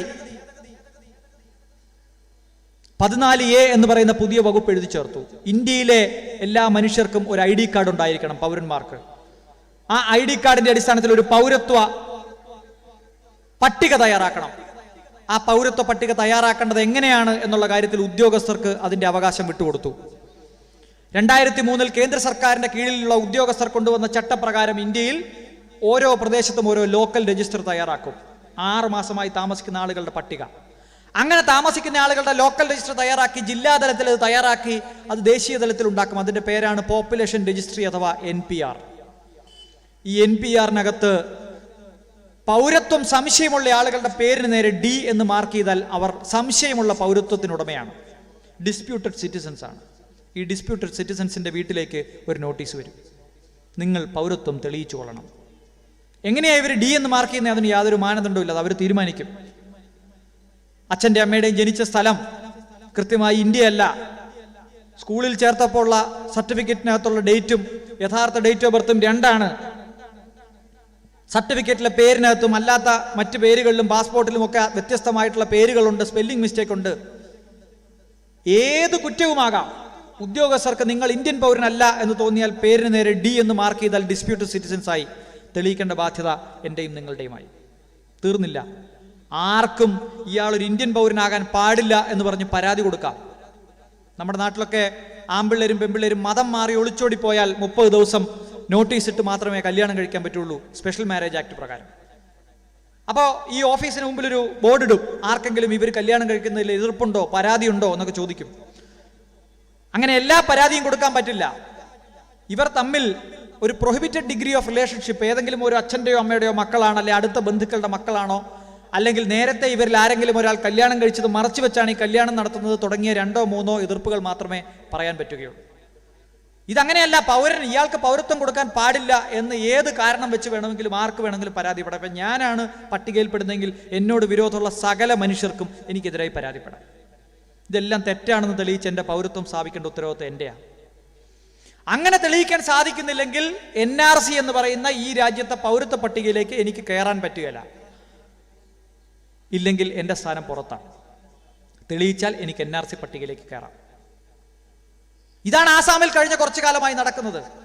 സുപ്രീം കോടതി വിധി പറഞ്ഞിട്ടാണ് ഞങ്ങളുടെ കുറ്റമല്ല എന്ന് BJP ഗവൺമെന്റ് പറയുന്നുണ്ട്. എന്നാൽ BJPക്ക് ഈ ആക്ട് അങ്ങ് പിൻവലിച്ചാൽ പോരെ? സുപ്രീം കോടതി പറഞ്ഞോ NRC ഈ രാജ്യത്ത് എല്ലായിടത്തും നടപ്പാക്കിയേ പറ്റൂവെന്ന്? ആസാമിൽ NRC നടപ്പാക്കാൻ സുപ്രീം കോടതിയിൽ ഒരാൾ കേസ് പോയി. ഈ രാജ്യത്തുള്ള നിയമം നടപ്പാക്കണമെന്ന് സുപ്രീം കോടതി പറഞ്ഞു. അതിലെന്താ തെറ്റ്? നിങ്ങൾക്ക് ഈ നിയമത്തോട് വിയോജിപ്പുണ്ടെങ്കിൽ അത് നടപ്പാക്കുന്നതിൽ എന്താ കുഴപ്പം? ഈ രാജ്യത്ത് പൗരത്വ പട്ടിക ഉണ്ടാക്കുന്നതിന് ഒരാളും എതിരല്ല. ആരാ എതിരുള്ളത്? ഈ രാജ്യത്ത് പൗരത്വ പട്ടിക ഉണ്ടാക്കുന്നതിന് ഉണ്ടാക്കട്ടെ. തെളിയിക്കാനുള്ള ബാധ്യത പൗരന്മാരുടെ തലയിൽ വെച്ചു കൊടുക്കുമ്പോൾ ഏത് രേഖ പ്രകാരമാണ് പൗരത്വം തെളിയിക്കേണ്ടത് എന്നെങ്കിലും പറയാനുള്ള മിനിമം ബാധ്യത കേന്ദ്ര സർക്കാരിനുണ്ട്. നമ്മളിവിടെ ഇരിക്കുന്ന മുഴുവൻ ആളുകളും ഒരു ബസ്സിലെ യാത്രക്കാരാണെന്ന് നിങ്ങൾ വിചാരിച്ചാണ്. ഞാനും നിങ്ങളും ബസ് തുടങ്ങിയപ്പോൾ മുതൽ നമ്മൾ ഈ ബസ്സിനകത്തുണ്ട്. കുറച്ച് കഴിഞ്ഞപ്പോൾ ഒരു ചെക്കർ കയറുകയാണ്. എന്നിട്ട് പറയാണ് ടിക്കറ്റ് ഇല്ലാത്ത മുസ്ലിങ്ങളൊക്കെ പുറത്തു പോകണം. ആണെങ്കിലും പോളിംഗ് ബൂത്തിലേക്ക് പോകുമ്പോൾ വോട്ടേഴ്സ് ID കാർഡോ അല്ലെങ്കിൽ രേഖകളോ ഇല്ലെങ്കിൽ തിരിച്ചു പോകാൻ പറയും. സിനിമാ താരങ്ങൾ ഉൾപ്പെടെ തിരിച്ചു പോയ സന്ദർഭമുണ്ട്. തെളിവ് ബാധ്യത അവിടെ പൗരന്റെയാണ്. പക്ഷേ അത് തെളിയിക്കുന്നതിന് മുമ്പ് വോട്ടർമാർക്കെല്ലാം വോട്ടേഴ്സ് ID കാർഡ് കൊടുത്തിട്ട് ആ പ്രോസസ്സ് കംപ്ലീറ്റ് ചെയ്തിട്ടാണ് നിങ്ങളോട് വോട്ടേഴ്സ് ID കാർഡ് ചോദിക്കുന്നത്. ഡ്രൈവിംഗ് അറിയാവുന്ന മുഴുവൻ ആളുകൾക്കും ഡ്രൈവിംഗ് ലൈസൻസ് കൊടുക്കുന്ന ഒരു പ്രോസസ്സ് ഈ നാട്ടിലുണ്ട്. അങ്ങനെ എൻ്റെയും നിങ്ങളുടെയും പോക്കറ്റിൽ ഡ്രൈവിംഗ് ലൈസൻസ് വെച്ച് നമ്മൾ വണ്ടി ഓടിക്കുമ്പോൾ പോലീസോ RTO കൈ കാണിച്ച് എവിടെ ഡ്രൈവിംഗ് ലൈസൻസ് ചോദിച്ചാൽ നമ്മൾ കാണിക്കാൻ ബാധ്യത നമ്മുടെയാണ്. തെളിവ് ബാധ്യത നമ്മുടെയാണ്. കാരണം ആദ്യം നമ്മളിത് പോക്കറ്റിൽ മേടിച്ച് വെച്ചിട്ടുണ്ട്. പൗരത്വം തെളിയിക്കാനുള്ള രേഖ എൻ്റെയും നിങ്ങളുടെയും വീടുകളിൽ എത്തിച്ചതിന് ശേഷമാണോ എന്നോടും നിങ്ങളോടും പൗരത്വം തെളിയിക്കാൻ പറയുന്നത്? അല്ല. ഈ ബസ്സിൽ ചെക്കർ മാത്രമേ കയറിയിട്ടുള്ളൂ, കണ്ടക്ടർ കയറിയിട്ടില്ല. പക്ഷേ ടിക്കറ്റ് എടുക്കാത്ത ആര് പുറത്തു പോകണം എന്ന കാര്യത്തിൽ ചെക്കർ തീരുമാനമെടുത്തു കഴിഞ്ഞു. കളി തുടങ്ങുന്നതിന് മുമ്പ് ചുമപ്പ് കാർഡ് ആരെ കാണിക്കണം എന്നിവർ തീരുമാനിച്ചു കഴിഞ്ഞു. ഈ രാജ്യത്തെ വർഗീയമായി വിഭജിക്കുന്ന, മതാടിസ്ഥാനത്തിൽ വിഭജിക്കുന്ന, അതിൻ്റെ അടിസ്ഥാനത്തിൽ പൗരത്വം തീരുമാനിക്കുന്ന നിയമ ഭേദഗതിയിലേക്ക് ഇവർ വന്നത് ഘട്ടം ഘട്ടമായിട്ടാണ്. 2003 ഭേദഗതികളെല്ലാം ചെയ്തു. NPR ഈ രാജ്യത്ത് നടപ്പായി. ഗവൺമെന്റിന്റെ സബ്സിഡികൾ മിസ്യൂസ് ചെയ്യപ്പെടുന്നില്ല എന്ന് തീരുമാനിക്കാൻ വേണ്ടി കൊണ്ടുവന്ന ആധാർ ഇവർ NPR-മായി ലിങ്ക് ചെയ്തു. NPR-ന്റെയും ആധാറിന്റെയും ഡേറ്റാബേസ് ഒന്നാണ് എന്ന് 2015 മുതൽ പറയുന്ന ആളുകൾ തെറ്റാണ് പറയുന്നത് എന്ന് പറഞ്ഞുകൊണ്ടിരുന്നത് ഇപ്പൊ പൊളിഞ്ഞു. കഴിഞ്ഞ മാസം ആധാറിന് നേതൃത്വം നൽകുന്ന ആളുകൾ തന്നെ പറഞ്ഞു NPR-ന്റെയും ആധാറിന്റെയും ഡാറ്റാബേസ് ഒന്നാണ്. എന്താ ചെയ്യുന്നത്? പൗരത്വവുമായി ഒരു ബന്ധവുമില്ലാതെ തയ്യാറാക്കപ്പെട്ട ഒരു പ്രോസസ്സിൽ നിന്ന് ഡാറ്റ സ്വീകരിച്ച്, പൗരന്മാരുടെ വിവരങ്ങൾ ശേഖരിച്ചു വെച്ചത് സ്വീകരിച്ച് അത് പൗരത്വ നിയമത്തിന് വേണ്ടി ഉപയോഗിക്കുകയാണ്. കേന്ദ്ര സർക്കാർ സുപ്രീം കോടതിയിൽ വാദിച്ചപ്പോൾ രാജീവ് ധവാൻ ഉൾപ്പെടെയുള്ള സീനിയർ അഭിഭാഷകർ പറഞ്ഞു ഈ ഡാറ്റ പ്രൊട്ടക്റ്റഡ് അല്ല, ഇത് സംരക്ഷിക്കപ്പെടണം. ഈ വിവരങ്ങൾ പൗരന്മാർ കൊടുത്തിരിക്കുന്നത് മറ്റു ഉദ്ദേശങ്ങൾക്കാണ്, ഈ രാജ്യത്ത് ചില നല്ല കാര്യങ്ങൾ വരട്ടെ എന്ന് വിചാരിച്ചിട്ടാണ്, അത് തെറ്റായി ഉപയോഗിക്കാൻ പാടില്ല, ഡാറ്റ പ്രൊട്ടക്ട് ചെയ്യണം എന്ന് പറഞ്ഞപ്പോൾ അതിന് മറുപടിയായി സീനിയർ അഭിഭാഷകൻ കേന്ദ്ര സർക്കാരിനെ പ്രതിനിധീകരിക്കുന്ന KK വേണുഗോപാൽ അദ്ദേഹം പറഞ്ഞത് ഈ ഡാറ്റ പ്രൊട്ടക്ട് ചെയ്യാൻ വേണ്ടി ഞങ്ങൾ വലിയ മതിൽ പണിതിട്ടുണ്ട് എന്നാണ്. ആ ആധാറിൽ കിട്ടിയ ഡാറ്റാബേസ് ഇവർ NPR-ന് വേണ്ടി ഉപയോഗിക്കുകയാണ്. എല്ലാ 10 വർഷം കൂടുമ്പോഴും ഈ രാജ്യത്തെ എല്ലാ മനുഷ്യരുടെയും കണക്കെടുപ്പ് നടത്തുന്ന സെൻസസിനകത്തേക്ക് NPR നുഴഞ്ഞു കയറ്റിക്കൊണ്ട് ഇവർ പൗരത്വ ഭേദഗതി നിയമം നടപ്പാക്കാൻ ശ്രമിച്ചുകൊണ്ടിരിക്കുകയാണ്. 2015 വാജ്പേയി ഈ BJP ഗവൺമെന്റ് അധികാരത്തിൽ വന്നപ്പോൾ ഇവർ ആദ്യത്തെ ഭേദഗതി കൊണ്ടുവന്നു പാസ്പോർട്ട് നിയമത്തിൽ. പാകിസ്ഥാൻ, ബംഗ്ലാദേശ് എന്നീ രാജ്യങ്ങളിൽ നിന്ന് അഭയാർത്ഥികളായി ഇന്ത്യയിലേക്ക് ആളുകൾ വരുന്നുണ്ട്. അവിടെ ആ രാജ്യങ്ങൾക്കൊക്കെ മതമുണ്ട് ഔദ്യോഗികമായിട്ട്. ആ ഔദ്യോഗിക മതമുള്ള ഭരണഘടനയിലുള്ള രാജ്യങ്ങൾ അവിടുത്തെ ന്യൂനപക്ഷങ്ങളെ പീഡിപ്പിക്കുന്നു. അതുകൊണ്ട് കുറെ ആളുകൾ 2014 ഡിസംബർ 31 മുമ്പ് ഇന്ത്യയിലേക്ക് വന്നിട്ടുണ്ട്. അതുകൊണ്ട് പാസ്പോർട്ട് നിയമത്തിന്റെയും ഫോറിനേഴ്സ് നിയമത്തിന്റെയും ശിക്ഷകളിൽ നിന്ന് അവരെ വിടുതൽ ചെയ്യുന്നു എന്ന് 2015 സെപ്റ്റംബർ മാസം 7-ാം തീയതി ഒരു ഭേദഗതി കൊണ്ടുവന്നു. എന്താ ഏറ്റവും ലളിതമായി ചോദിച്ചാൽ 2014 ഡിസംബർ മാസം 30-ാം തീയതി പാകിസ്ഥാനിൽ നിന്നോ ബംഗ്ലാദേശിൽ നിന്നോ ഒരു രാമനും ഒരു ജോസഫും ഒരു മുഹമ്മദും ഇന്ത്യയിലേക്ക് വരുന്നു, പാസ്പോർട്ടും വിസയും ഇല്ലാതെ, അവിടെ ജീവിക്കാൻ പറ്റാതെ. അതിർത്തിയിൽ വെച്ച് പട്ടാളം പിടിക്കുന്നു, അവരെ പോലീസിനെ ഏൽപ്പിക്കുന്നു, അവർ ജയിലിലാവുന്നു. 2015 ജനുവരി മാസം 1-ാം തീയതി മുതൽ അവർ ജയിലില്ല, 3 പേരും. എന്താ കാര്യം? പാസ്പോർട്ടും ഇല്ല, വിസയും ഇല്ല, നുഴഞ്ഞു കയറി വന്നവരാ. 8 മാസം കഴിഞ്ഞ് സെപ്റ്റംബർ മാസം 8-ാം തീയതി രാവിലെ രാമനും ജോസഫിനും തന്റെ മതം തെളിയിച്ചാൽ ജയിലിൽ നിന്ന് പുറത്തു പോവാം. മുഹമ്മദ് ജയിലിനകത്ത് തുടരും. കാരണം പാസ്പോർട്ട് നിയമത്തിനകത്തെ ശിക്ഷാ കാലാവധിയിൽ നിന്ന്, ശിക്ഷാ നടപടികളിൽ നിന്ന് ഒഴിവാക്കപ്പെട്ട 6 മതവിഭാഗത്തിൽ മുഹമ്മദിന്റെ മതമില്ല. ആയുഷ്കാലം പള്ളിയിൽ പോകാത്ത ഒരാളാണ് ഈ മുഹമ്മദ് എന്ന് സങ്കല്പിക്കുക. അച്ഛനും അമ്മയ്ക്കും, ഇസ്ലാമായ അച്ഛനും അമ്മയ്ക്കും ഉണ്ടായ മുഹമ്മദ് പക്ഷേ യുക്തിവാദിയായി പള്ളിയിൽ പോയിട്ടില്ല. കാര്യമില്ല. മുഹമ്മദ് ജനിച്ച മതം ഈ 6 മതവിഭാഗത്തിൽപ്പെട്ട എക്സംഷൻ ലിസ്റ്റിൽ ഇല്ലാത്തത് കൊണ്ട് മുഹമ്മദ് അപ്പോഴും ജയിലിൽ തന്നെ കിടക്കും. ദൈവമുണ്ടോ ഇല്ലയോ എന്ന കാര്യത്തിൽ സന്ദേഹമുള്ള ഒരു വിഭാഗമുണ്ട്. അവർ ദൈവം ഉണ്ടെന്നും പറയത്തില്ല, ഇല്ലെന്നും പറയത്തില്ല. അതിൽപ്പെട്ടയാളാണെങ്കിലും മുഹമ്മദ് ജയിലിൽ തന്നെ കിടക്കും. കാരണം മുഹമ്മദ് ജനിച്ച മതം ഇതിനകത്ത് എക്സംഷൻ ലിസ്റ്റിലില്ല. പുറത്തിറങ്ങിയ ജോസഫിനും പുറത്തിറങ്ങിയ രാമനും ഇന്ത്യയിൽ ഒരു കാലത്തും പൗരത്വത്തിന് അപേക്ഷിക്കാൻ പറ്റില്ല. കാരണം അവർ നുഴഞ്ഞുകയറ്റക്കാരാണ്. അങ്ങനെ പുറത്തിറങ്ങിയ 2 പേർക്കും പൗരത്വം കൊടുക്കാൻ 2019 പൗരത്വ നിയമത്തിന്റെ അകത്ത് 2-ാം വകുപ്പിൽ ആരാണ് നുഴഞ്ഞുകയറ്റക്കാർ എന്നുള്ളതിൽ ഭേദഗതി കൊണ്ടുവരുന്നു. എന്തിനാണ് പാകിസ്ഥാനും ബംഗ്ലാദേശും തിരഞ്ഞെടുത്തത്? ഇന്ത്യയുടെ ഭാഗമായിരുന്നു പാകിസ്ഥാനും ബംഗ്ലാദേശും. ഇന്ത്യയുടെ ഭാഗമായി അങ്ങോട്ടും ഇങ്ങോട്ടും മാറിയപ്പോൾ ആളുകൾ അങ്ങോട്ടും ഇങ്ങോട്ടും പലായനം ചെയ്ത രാജ്യങ്ങളാണ്. അതുകൊണ്ട് പാകിസ്ഥാനും ബംഗ്ലാദേശും തിരഞ്ഞെടുക്കുന്നു. കാരണം പറഞ്ഞത്, പ്രാദേശികമായി നിലനിൽക്കുന്ന രാജ്യങ്ങൾ, ഇന്ത്യയുമായി അതിർത്തി പങ്കിടുന്ന രാജ്യങ്ങൾ, ഒരു മതം അവരുടെ ഔദ്യോഗിക മതമായി സ്വീകരിച്ച രാജ്യങ്ങൾ, അവിടെ മതദ്രോഹം നിലനിൽക്കുന്നതുകൊണ്ട് അവരുടെ ന്യൂനപക്ഷങ്ങളെ ഇന്ത്യ സ്വീകരിക്കുന്നു എന്നാണ്. മറ്റ് രാജ്യങ്ങളുണ്ടല്ലോ, ശ്രീലങ്ക ഇന്ത്യയുടെ പരിസരത്താണ്, അവിടെ ഔദ്യോഗിക മതം ബുദ്ധിസമാണ്, അവിടെ ആളുകളെ പീഡിപ്പിക്കുന്നുണ്ട്, അവർ ഇന്ത്യയിലേക്ക് വരുന്നുണ്ട്. നമ്മുടെ തമിഴ് നാട്ടിൽ താമസിക്കുന്ന തമിഴ് ഈലം വംശജർ, ഹിന്ദുക്കളായിട്ടുള്ള ആളുകൾ അവിടുന്ന് പീഡിപ്പിക്കപ്പെട്ടു വന്ന ആളുകളാണ്, അവർക്ക് പൗരത്വം വേണ്ട. ഭൂട്ടാൻ എന്ന് പറയുന്ന രാജ്യം ബുദ്ധിസ്റ്റ് രാജ്യമാണ്, വജ്രായന ബുദ്ധിസം. അവിടെ പോയിട്ടുള്ള ആളുകൾക്കറിയാം, അവിടെ നിന്ന് ക്രിസ്ത്യാനികൾ മതപരമായ പീഡനം ഏറ്റുവാങ്ങി ഇന്ത്യയിലേക്ക് വന്ന് പ്രാർത്ഥിച്ച് തിരിച്ചു പോകുന്നത് നമുക്ക് കാണാം. അവിടെ നിന്ന് വരുന്ന ആളുകൾക്ക് ഇത് ബാധകമല്ല. മ്യാൻമറിൽ നിന്ന് ഇന്ത്യയിലേക്ക് വരുന്ന റോഹിംഗ്യൻ അഭയാർത്ഥികൾ, അവർക്കും ഈ നിയമം ബാധകമല്ല. 2016 ജൂലൈ മാസമായപ്പോൾ, ഒരു വർഷം കൂടി കഴിഞ്ഞപ്പോൾ, അഫ്ഗാനിസ്ഥാൻ എന്ന പേര് കൂടി ഇതിനകത്തേക്ക് എഴുതി ചേർക്കുന്നു. എന്താ കാര്യം? അഫ്ഗാനിസ്ഥാൻ ഇന്ത്യയുമായിട്ട് അതിർത്തി പങ്കിടുന്നുണ്ടോ? ഇല്ല. ഏതെങ്കിലും കാലത്ത് ഇന്ത്യയുടെ ഭാഗമായിരുന്നോ അഫ്ഗാനിസ്ഥാൻ? അല്ല. വല്ല ചെങ്കിസ് ഖാനും ഭരിച്ചിരുന്ന കാലത്തായിരിക്കും. ഏതായാലും സ്വതന്ത്ര ഇന്ത്യയുടെ ഭാഗമായിരുന്നില്ല, ബ്രിട്ടീഷ് ഇന്ത്യയുടെ ഭാഗവുമായിരുന്നില്ല. പിന്നെ അഫ്ഗാനിസ്ഥാനുമായി ഇന്ത്യ ഇപ്പം അതിർത്തി പങ്കിടുന്നുണ്ടെന്ന ചോദ്യത്തിന് പോലും പാർലമെന്റിൽ കൃത്യമായ ഉത്തരം അമിത്ഷാ പറഞ്ഞില്ല. കാരണം അത് പാക് അധീന കശ്മീരിന്റെ ഭാഗമാണ്. പിന്നെന്തിനാ അഫ്ഗാനിസ്ഥാൻ ഇതിൻ്റെ കൂടെ ചേർക്കുന്നത്? പാകിസ്ഥാൻ ബംഗ്ലാദേശ് എന്ന് പാടുമ്പോൾ ആ പാട്ടൊന്ന് ക്ലിയർ ആയിട്ട് പാടണമെങ്കിൽ അഫ്ഗാനിസ്ഥാൻ എന്നുകൂടി വേണം. കാരണം അപ്പം മാത്രമേ മതരാഷ്ട്രങ്ങളുടെ ഒരു നിര ഉണ്ടാവുകയുള്ളൂ, മുസ്ലിം മതരാഷ്ട്രങ്ങളുടെ ഒരു നിര ഉണ്ടാവുകയുള്ളൂ. താലിബാൻ എന്നൊക്കെ കേൾക്കുമ്പോഴേ നമുക്കൊരു ഈ പറയുന്ന കാര്യങ്ങൾ കൃത്യമായ ആളുകളിലേക്ക് BJPക്ക് എത്തിക്കാൻ പറ്റുള്ളൂ. ഈ രാജ്യങ്ങളിൽ മതത്തിന്റെ അടിസ്ഥാനത്തിൽ മാത്രമാണോ ദ്രോഹം നിലനിൽക്കുന്നത്? അല്ല. മലാല യൂസഫ് എന്ന് പറഞ്ഞ ഒരു പെൺകുട്ടി സ്കൂളിൽ പോകണമെന്ന് പറഞ്ഞതിന്റെ പേരിലാണ് താലിബാൻ അവരെ കൊല്ലാക്കൊല ചെയ്തത്. അവർ ആ രാജ്യം വിട്ടോടി. അവരൊരു മുസ്ലിമായിരുന്നു. ബംഗ്ലാദേശിൽ ലജ്ജ എന്ന നോവൽ എഴുതിയതിന്റെ പേരിൽ തസ്ലിമ നസ്റിന് അപകടപ്പെട്ടു, അവരുടെ ജീവൻ ഭീഷണിയായി. ഇന്ത്യയിൽ ഒരു പള്ളി പൊളിച്ചപ്പോൾ, ബാബറി മസ്ജിദ് പൊളിച്ചപ്പോൾ, അതിന്റെ പേരിൽ ഒരു പുസ്തകം എഴുതിയതിന്റെ പേരിൽ ബംഗ്ലാദേശിൽ നിന്ന് വിട്ടുപോകേണ്ടി വന്ന ഒരു സ്ത്രീയാണ്, എഴുത്തുകാരിയാണ് തസ്ലിമ നസ്റിൻ. അവരൊരു ഇസ്ലാമിക സ്ത്രീയായിരുന്നു. എത്ര എഴുത്തുകാരുടെ പേര് വേണം, എത്ര സാംസ്കാരിക പ്രവർത്തകരുടെ പേര് വേണം, എത്ര കവികളുടെയും എത്ര സംഗീതജ്ഞരുടെയും പേര് വേണം പാകിസ്ഥാനിൽ നിന്നും ബംഗ്ലാദേശിൽ നിന്നുമൊക്കെ ഓടിപ്പോകേണ്ടി വന്ന ആളുകൾ. എന്തിനധികം പറയുന്നു, രാവിലെ തൻ്റെ സുഹൃത്തായിട്ടുള്ള ശ്രീലങ്കൻ പ്രധാനമന്ത്രിയെ കാണാൻ വേണ്ടി പോയ പാകിസ്ഥാൻ പ്രധാനമന്ത്രി പിറ്റേ ദിവസം തിരിച്ചു വരുമ്പോൾ കാണുന്നത് തൻ്റെ പ്രധാനമന്ത്രി കസേരയിൽ പട്ടാളം ഇരുന്ന് ഭരിക്കുന്നതാണ്. പ്രധാനമന്ത്രിയെ ജയിലിലേക്ക് അയച്ചു. അതാണ് പാകിസ്ഥാനിൽ നിലനിൽക്കുന്ന ജനാധിപത്യം. ആ സ്ഥലത്തെ ദ്രോഹത്തെ പറ്റിയാണ് ഇവർ നമ്മളോട് പറയുന്നത്.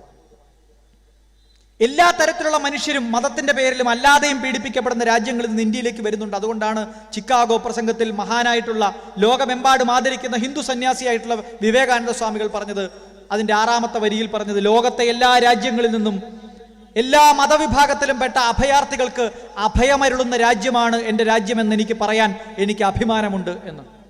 ചിക്കാഗോ പ്രസംഗത്തിലെ വാചകമാണ്. എല്ലാ രാജ്യങ്ങളിൽ നിന്നും വരുന്ന എല്ലാ മതത്തിലും പെട്ട അഭയാർത്ഥികൾക്ക് അഭയമരുളുന്ന നമ്മുടെ രാജ്യം. ഇതാണ് ഈ രാജ്യത്തിന്റെ സംസ്കാരം. ആ വിവേകാനന്ദ സ്വാമിയുടെ ഫോട്ടോ വെച്ചുകൊണ്ടാണ് ഇവർ ഈ രാജ്യത്തെ കലാപകലുഷിതമാക്കി മാറ്റാൻ തേരോട്ടം നടത്തിയതും ഇപ്പോൾ വോട്ട് പിടിക്കുന്നതും. അങ്ങേര് ജീവിച്ചിരുന്ന ഇവരെ കല്ലെടുത്തെറിഞ്ഞാൽ. വിവേകാനന്ദ സ്വാമികൾ ഇങ്ങനെയാണ് ഇവർ ഈ രാജ്യത്തെ നശിപ്പിച്ചുകൊണ്ടിരിക്കുന്നത്. 2016 ഭേദഗതിക്ക് ശേഷം 3 രാജ്യങ്ങളിൽ നിന്ന് വന്ന 6 മതത്തിൽപ്പെട്ട ആളുകൾക്ക് മാത്രം ശിക്ഷാ കാലാവധിയിൽ നിന്ന് ഇളവ്. മുസ്ലിങ്ങൾക്കും പേരിന് ജൂതർക്കും ഇതിനകത്ത് ഇളവില്ല. അടിസ്ഥാന തത്വമാക്കിയാൽ ഈ രാജ്യത്തെ മുസ്ലിങ്ങളെ, ഈ രാജ്യത്തെ ദളിതരെ, ഈ രാജ്യത്തെ ആദിവാസികളെ പച്ചയ്ക്ക് കത്തിക്കുന്ന സംഘപരിവാറിന്റെ മതമേതാ? അങ്ങനെയാണെങ്കിൽ ഈ രാജ്യത്തെ ഒറ്റ ഹിന്ദുവിനെ ഇവിടെ ഒരു പരിപാടിക്ക് അടുപ്പിക്കാൻ പാടില്ല. കാരണം ഇവർ ചെയ്യുന്ന വൃത്തികേടുകൾ മുഴുവൻ അവർ ജനിച്ച മതം പേരണം എന്നുണ്ടെങ്കിൽ ഈ രാജ്യത്തെ ഒറ്റ ഹിന്ദുവിന് ഈ രാജ്യത്തിന്റെ വഴിയിലൂടെ തലയുയർത്തി നടക്കാൻ പറ്റാത്ത പണിയാണ് ഇവർ ചെയ്യുന്നത്. നിങ്ങൾ ഒരു ക്രിമിനൽ ചെയ്യുന്ന ആക്ടിവിറ്റി അതിന്റെ മതത്തോട് ചേർത്ത് വെക്കുന്നത് എന്തിനാണ്? മനുഷ്യരെ വിഭജിക്കാൻ. എന്തിനാ വിഭജിക്കുന്നത്? അത് പറയാതെ പോകുന്ന സമരങ്ങളാണ് പലതും. എന്തിനാ ഈ CAA കൊണ്ടുവരുന്നത്? ഈ ആളുകളെ മുഴുവൻ തടങ്കൽ പാളയത്തിൽ അടച്ച് ഇവർക്ക് എല്ലാ കാലത്തും ഭരിക്കാന്ന് വിചാരിച്ചിട്ടാണോ? അല്ല.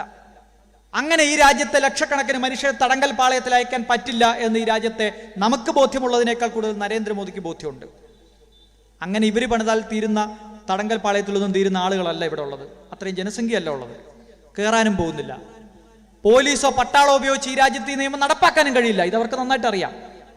പുതിയ കാലത്ത് ആളുകളെ അടിമയാക്കി മാറ്റുന്നതിന് പോലീസിന്റെയും പട്ടാളത്തിന്റെയും ഒന്നും ആവശ്യമില്ല. NRC, NPR, CAA മതാടിസ്ഥാനത്തിൽ പൗരത്വം തീരുമാനിക്കുന്നു. അതിനുശേഷം പൗരന്മാരോട് നിങ്ങളുടെ പൗരത്വം തെളിയിക്കാൻ പറയുന്നു. തെളിയിക്കാൻ വേണ്ടി ആളുകൾ ട്രൈബ്യൂണലുകളിൽ ഓടി നടക്കുന്നു. 1400 കോടി രൂപ ചെലവാക്കി ആസാമിൽ 200 ട്രൈബ്യൂണൽ നടന്നു. 14 ലക്ഷം പേർ പുറത്തു നിൽക്കുക. നുഴഞ്ഞു കയറി വന്ന ചിതലുകളാണ്, മുസ്ലിങ്ങളാണ്, ബംഗ്ലാദേശിൽ നിന്ന് നുഴഞ്ഞു കയറി രാജ്യത്തെ നശിപ്പിക്കാൻ വന്നവരാണ് എന്ന് ആസാമിൽ പ്രചരിപ്പിച്ച ആളുകൾ ലിസ്റ്റ് വന്നപ്പോൾ ഞെട്ടി. ഒരു മുസ്ലിമിന് 2 ഹിന്ദു ഈ ലിസ്റ്റിനകത്ത് പെട്ടുപോയി. ആ 12 ലക്ഷത്തോളം ആളുകൾക്ക് പൗരത്വം കൊടുക്കാൻ ഇവർ തട്ടിക്കൂട്ടി അപ്പം ചുട്ടെടുക്കുന്ന പോലെ പാർലമെന്റിൽ ചർച്ചയില്ലാതെ ഒരു നിയമം ഉണ്ടാക്കി. അതാണ് CAA. ഈ ബാക്കിയുള്ള ആളുകൾ മുഴുവൻ ജയിലിലടക്കാമെന്ന് വിചാരിച്ചല്ല. എങ്ങനെയാണ് ഈ രാജ്യത്തെ പ്രധാനപ്പെട്ട ആളുകളെ കൈപ്പിടിയിലൊതുക്കി കൺട്രോൾ ചെയ്യുന്നത് എന്ന് നരേന്ദ്രമോദി തെളിയിച്ചുകൊണ്ടിരിക്കുകയാണ്. നവംബർ 8 വൈകുന്നേരം ഇതുപോലെ 8 മണിക്ക് കൊലച്ചിരി ചിരിച്ചുകൊണ്ട് രാജ്യത്തോട് പറഞ്ഞു, നോട്ട് നിരോധിച്ചിരിക്കുന്നു, നിങ്ങളുടെ പോക്കറ്റിലുള്ള 500 1000 സ്വാഹ. ഇവിടെ ചിരിച്ചത് പോരാതെ സിംഗപ്പൂരിൽ പോയി പ്രസംഗിച്ച് കൊലച്ചിരി ചിരിച്ചു. പലരും വീടുകളിൽ കല്യാണം നടത്താൻ വേണ്ടി പണം കൈവശം വെച്ചിരിക്കുന്ന ആളുകളുടെയൊക്കെ കാര്യം കട്ടപ്പുകയായി എന്ന് പറഞ്ഞ് പുള്ളി ചിരിച്ചു. കൊലച്ചിരി നിങ്ങൾക്ക് ഓർമ്മയില്ലേ? വിദേശ രാജ്യത്ത് പോയി ചിരിക്കുകയാണ്. ഞാൻ നോട്ട് നിരോധനം നടപ്പാക്കി. നമ്മുടെ നാട്ടിലെ പല ആളുകളും തെറ്റിദ്ധരിച്ചു. കള്ളപ്പണം സത്യത്തിൽ ഇതുകൊണ്ട് നന്നാവും. തോമസ് ഐസക് വരെ പരസ്യമായി പിന്തുണച്ചു. ഞാൻ പറയുന്നത് സാമ്പത്തിക ശാസ്ത്രം അറിയാവുന്ന ഒരാൾ എന്നുള്ള നിലയ്ക്കാണ്. പലരും വിചാരിച്ചു നമ്മുടെ നാട്ടിലൊക്കെ ഈ സ്ഥലം കച്ചവടമാക്കുമ്പോൾ കള്ളപ്പണം പൂഴ്ത്തി വെക്കുന്ന പണമൊക്കെ പുറത്തു വരുമല്ലോ, പെട്രോളിന് 50 രൂപയാകുമെന്ന് പറഞ്ഞ മഹാന്മാരൊക്കെ ഇവിടെയുണ്ട്. പക്ഷെ കേന്ദ്ര സർക്കാർ നിയോഗിച്ച ഡോക്ടർ മൻമോഹൻ സിംഗ് എന്ന സാമ്പത്തിക വിദഗ്ധൻ നിയോഗിച്ച 2 കമ്മിറ്റികളുടെ റിപ്പോർട്ട് കേന്ദ്ര സർക്കാരിന് മുമ്പിലുണ്ട്.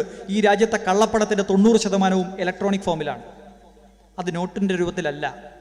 അതുകൊണ്ടാണ് നോട്ട് നിരോധനം കഴിഞ്ഞ് 1 മാസത്തിനകം അമിത്ഷായുടെ മകൻ ഉൾപ്പെട്ട കമ്പനി 5000 കോടി രൂപ ഈ രാജ്യത്ത് നിന്ന് കടത്തിയത്. അതെങ്ങനെയാ? പുതിയ നോട്ടിന്റെ രൂപത്തിലാണോ? അല്ല, ഇലക്ട്രോണിക് ഫോമിലാണ് കടത്തിയത്. ഇതെല്ലാം അറിയാമായിരുന്നിട്ടും RBI എന്ന് പറയുന്ന റിസർവ് ബാങ്ക് ഓഫ് ഇന്ത്യ എന്ന് പറയുന്ന ഭരണഘടനാ സ്ഥാപനത്തെ തച്ചു തകർത്ത് അതിന്റെ തീരുമാനമെടുക്കൽ പ്രക്രിയയെ നശിപ്പിച്ച് അവരിൽ അടിച്ചേൽപ്പിക്കുകയായിരുന്നു നോട്ട് നിരോധനം. എന്തിനാ? ഒറ്റ കാര്യമേ ഉള്ളൂ, ഈ രാജ്യം മുഴുവൻ ഭരിക്കുന്നത് ഞാനാണ് എന്ന് ഈ രാജ്യത്തെ ബോധ്യപ്പെടുത്താൻ. അധികാരം എൻ്റെ കയ്യിലാണ് എന്ന് ഒറ്റ ദിവസം കൊണ്ട് ആളുകൾക്ക് മനസ്സിലായി. സെൻട്രലൈസേഷൻ ഓഫ് പവർ അഥവാ അധികാര കേന്ദ്രീകരണം എന്ന് പറയുന്നത് ഫാസിസത്തിന്റെ 1ാമത്തെ ചുവടുപടിയാണ് എന്ന് ജർമ്മനിയിലേക്ക് നോക്കിയാൽ നിങ്ങൾക്ക് കാണാം. എൻ്റെ കയ്യിലാണ് അധികാരം. അതിനെതിരെ നിൽക്കുന്ന ജഡ്ജിമാരെ കൊല്ലുക.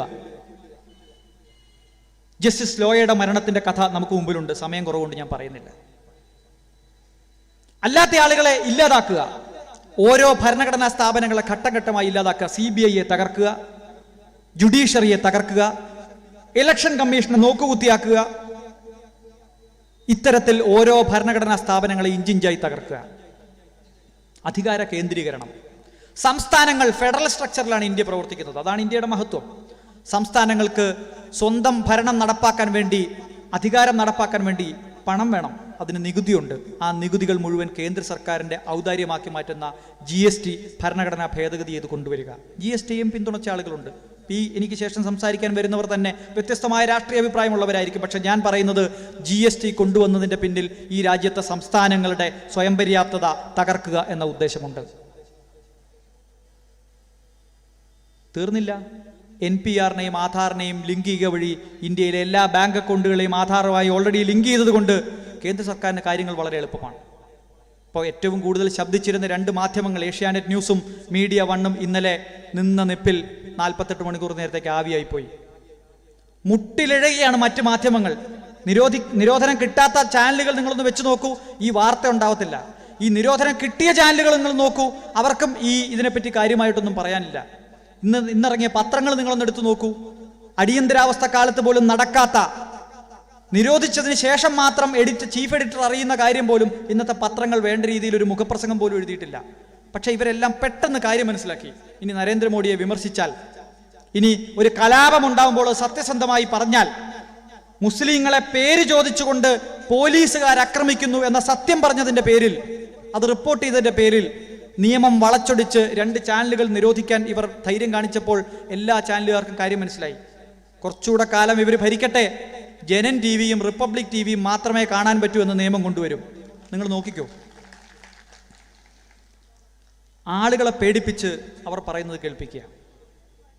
എല്ലാ ആളുകളും അവനവൻ്റെ ബാങ്ക് അക്കൗണ്ട് ആധാറുമായി ലിങ്ക് ചെയ്ത് അങ്ങോട്ട് കൊടുത്തിട്ടുള്ളത് കൊണ്ട് ഡിസ്പ്യൂട്ടഡ് സിറ്റിസൺസിന്റെ പട്ടികയിൽ നിന്ന് പുറത്തു പോകുന്ന മനുഷ്യർ, NRC പട്ടിക വരുമ്പോൾ അതിന്റെ പുറത്തു നിൽക്കുന്ന മനുഷ്യർ, ഒരു തടങ്കൽ പാളയത്തിലും പോകേണ്ട, ഒരു പോലീസും വരണ്ട, റിസർവ് ബാങ്കിന്റെ പുതിയ നോട്ടിഫിക്കേഷൻ വരും. ഈ ആധാർ അക്കൗണ്ടുമായി ബന്ധപ്പെട്ട ആളുകളുടെ അക്കൗണ്ടുകളെല്ലാം ഫ്രീസ് ചെയ്തിരിക്കുന്നു, അവർ ഇന്ത്യൻ പൗരന്മാരാണ് എന്ന് തെളിയിക്കുന്ന കാലത്ത് നിങ്ങൾക്ക് ഈ അക്കൗണ്ടുകൾ ഉപയോഗിക്കാം. നിങ്ങളുടെയും വീട്ടിൽ നല്ല പോലെ തപ്പിയാൽ 5000 രൂപ അല്ലെ 10,000 രൂപ കാണും. നരേന്ദ്രമോദി അല്ല, പുള്ളിയുടെ അച്ഛൻ പറയുന്നത് നമ്മൾ കേൾക്കേണ്ടി വരും. ഞാനിത് ആരെയും പേടിപ്പിക്കാൻ പറയല്ല. ഈ രാജ്യത്തെ നിയമങ്ങളെ ഏത് തരത്തിലും ഭരണഘടനാ ലംഘനം നടത്തിക്കൊണ്ട് മുന്നോട്ട് പോകാം എന്ന് ഓരോ ദിവസവും തെളിയിച്ചുകൊണ്ടിരിക്കുന്ന ഒരു സർക്കാരിന് ഇത് ചെയ്യാൻ എന്താ ബുദ്ധിമുട്ടുള്ളത്? ആ ഓപ്പറേഷനാണ് അവർ നടത്തിക്കൊണ്ടിരിക്കുന്നത്. ആ ഓപ്പറേഷന്റെ ഭാഗമാണ് ഇപ്പോൾ നടക്കുന്ന എല്ലാ ഓപ്പറേഷനും. ആ അന്തിമമായ ഓപ്പറേഷൻ ഇന്ത്യ ഒരു ഹിന്ദു രാജ്യമാക്കി മാറ്റണം എന്ന പഴയ സംഘപരിവാറിന്റെ സ്വപ്നമാണ്. ഒരു വശത്തുകൂടി ആ സ്വപ്നം നമ്മുടെ മുമ്പിൽ അടിച്ചേൽപ്പിച്ചുകൊണ്ട് ഈ ഹിന്ദു രാഷ്ട്രത്തിലേക്ക് നടന്നെടുക്കുമ്പോൾ നമ്മളെല്ലാം അതിൻ്റെ പുറകെ പോകും. ഇവിടെയെല്ലാം എല്ലാ ദിവസവും ചർച്ച ചെയ്യും. നമ്മളിപ്പം 90 ദിവസമായിട്ട് പൗരത്വ നിയമം ചർച്ച ചെയ്യും. അപ്പുറത്ത് വലിയ കൊള്ള നടക്കുകയാണ്. യഥാർത്ഥത്തിൽ നമ്മൾ ചർച്ച ചെയ്യേണ്ട വിഷയം എന്തുകൊണ്ട് ഇത്തരം വിഷയങ്ങൾ കൊണ്ടുവന്ന് നമ്മുടെ ശ്രദ്ധ മാറ്റി നിർത്തുന്നു എന്നുള്ളത് യഥാർത്ഥത്തിൽ അപ്പുറത്ത് നടക്കുന്ന വലിയ കൊള്ളയാണ്. പുരയ്ക്ക് തീ കൊളുത്തുക, എന്നിട്ട് വാഴ പുറകിലൂടെ വെട്ടിക്കൊണ്ടുപോവുക. BSNL ഉൾപ്പെടെയുള്ള പൊതുമേഖലാ സ്ഥാപനങ്ങൾ തകർത്തുകൊണ്ടിരിക്കുകയാണ്. നവരത്ന കമ്പനികൾ തകർത്തുകൊണ്ടിരിക്കുകയാണ്. ഈ NTPC ഇവിടെ ഉണ്ട്. നല്ല രീതിയിൽ തെർമൽ പവർ ഉൽപ്പാദിപ്പിച്ച് നമുക്ക് 5 രൂപയ്ക്കും 4 രൂപയ്ക്കൊക്കെ തരുന്ന കമ്പനിയുണ്ട്. ഇപ്പോൾ സോളാറിലേക്കൊക്കെ പോകുകയാണെന്നാണ് ഞാൻ മനസ്സിലാക്കിയത്. ഞാൻ ഇന്ന് അവിടെ പോയി, അവിടുത്തെ ഗസ്റ്റ് ഹൗസിൽ നല്ല ചായ കിട്ടി. ഞാൻ അവരോട് പറഞ്ഞു, അധികകാലമൊന്നും പൊതുമേഖലാ സ്ഥാപനം ഇങ്ങനെ നിലനിൽക്കില്ല കേട്ടോ. നരേന്ദ്രമോദിക്ക് ആദ്യം വിൽക്കണം തോന്നി, ഇതുവഴി എങ്ങാനും പുള്ളി പോകുന്നുണ്ടെങ്കിൽ ഉറപ്പായിട്ടും NTPC വിറ്റിഴിക്കും. ഇന്ത്യയിൽ സർക്കാർ ശമ്പളം വാങ്ങുന്ന മുഴുവൻ മനുഷ്യരോടും ഞാൻ പറയുന്നു, അധികകാലം മുമ്പല്ല, ഇന്നിപ്പോ പഴുത്ത പ്ലാവില വീഴുമ്പോൾ പച്ച പ്ലാവില ചിരിക്കുന്നത് പോലെ നിങ്ങൾ ചിരിക്കണ്ട. നിങ്ങളുടെ ശമ്പളവും പെൻഷനും ഒന്നും അധികകാലം ഉണ്ടാവത്തില്ല. പൊതുമേഖലാ സ്ഥാപനങ്ങളെ സ്വകാര്യവൽക്കരിക്കുക. തീർന്നോ? ഇല്ല. ഈ രാജ്യത്തെ സംരക്ഷിക്കേണ്ട വ്യോമസേനയുടെ ഹെലികോപ്റ്റർ ഉണ്ടാക്കേണ്ട കരാർ റിലയൻസ് പോലെ ഒരു കളിപ്പാട്ട ഹെലികോപ്റ്റർ പോലും ഉണ്ടാക്കാത്ത കമ്പനിക്ക് കൊടുക്കുക. എന്താ സുപ്രീം കോടതിയിൽ കേസ് പോയപ്പോൾ സുപ്രീം കോടതി ചെയ്തത്? റഫേൽ ഡീലിൽ കേസ് കൊടുത്ത ആളുകൾക്ക് കോപ്പി കൊടുക്കാതെ സീൽഡ് കവറിൽ കേന്ദ്ര സർക്കാർ കൊടുത്ത രേഖകൾ പരിശോധിച്ചുകൊണ്ട് സുപ്രീം കോടതി പറഞ്ഞു ഇതിൽ യാതൊരു അഴിമതിയുമില്ല. സീൽഡ് കവറിലെ ഈ രാജ്യത്തിന്റെ ജുഡീഷ്യറിയുടെ ചരിത്രത്തിൽ ആദ്യമായിട്ടാണ് എതിർഭാഗത്തിന് കോപ്പി കൊടുക്കാതെ, വായിച്ചു കേൾപ്പിക്കാതെ രഹസ്യരേഖയുടെ അടിസ്ഥാനത്തിൽ തീരുമാനിച്ചു. അതുകൊണ്ട് എന്താ പറ്റിയത്? വെക്കാത്ത, എഴുതാത്ത CAG റിപ്പോർട്ട് എഴുതിയെന്നും വായിച്ചുവെന്നും ജഡ്ജി വിധിന്യായത്തിൽ എഴുതി ചേർക്കൂ.